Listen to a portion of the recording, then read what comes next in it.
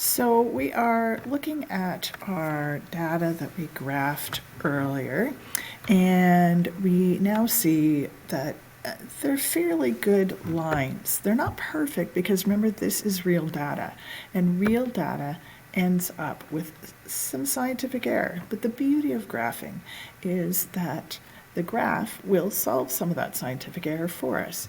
You'll see there is a very clear pattern. So I'm going to make a line of best fit. Now what a line of best fit is you try to get to as many points as possible, and you don't have to go through them. See how I'm getting as close to as many as possible.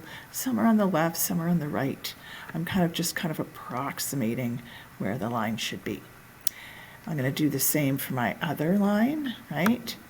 I don't have to worry about it going through 0, 0. That's not a thing. It's not a rule.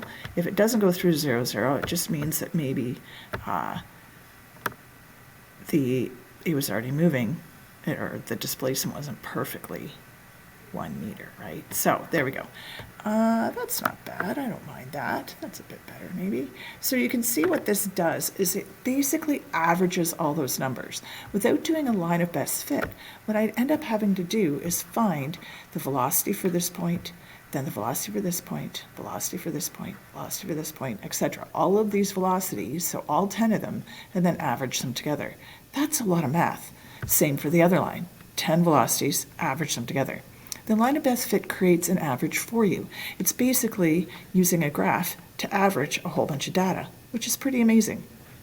At this point, I can easily find the velocity of these students moving because all I have to do is find the slope. And you learned slope a long time ago, right? We learned slope.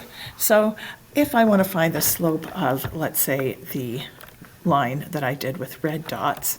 So the slope would be, of course, I'm going to pick 2 points. Now I'm not going to pick points that we measured. I'm going to pick points on the line.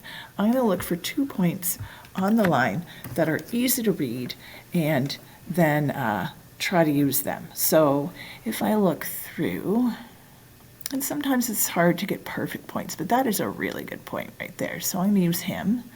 And then I want something else further along. Don't make them too close together. This isn't bad right here. That's basically right. You want to go as close to the crosshairs or maybe the center of a box.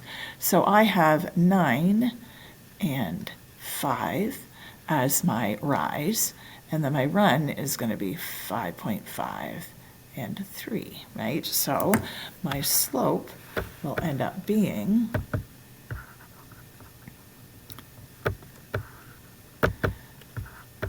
oh, there we go. It didn't want to talk to me for a second there.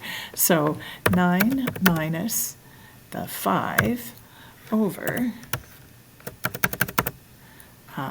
let's see, what did I say? 5.5 minus 3, right? So that's going to be what my slope is. So I'll tidy that up and actually put my division in there. There we go, like a good teacher. And I can just find that number. Now this is going to tell me the velocity of this student. So it's going to tell me how fast they were going. So I'm getting 1.6 meters per second. I know it's meters per second because that's what my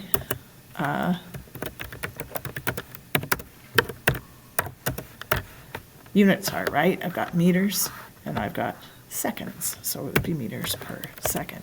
So that would be its velocity.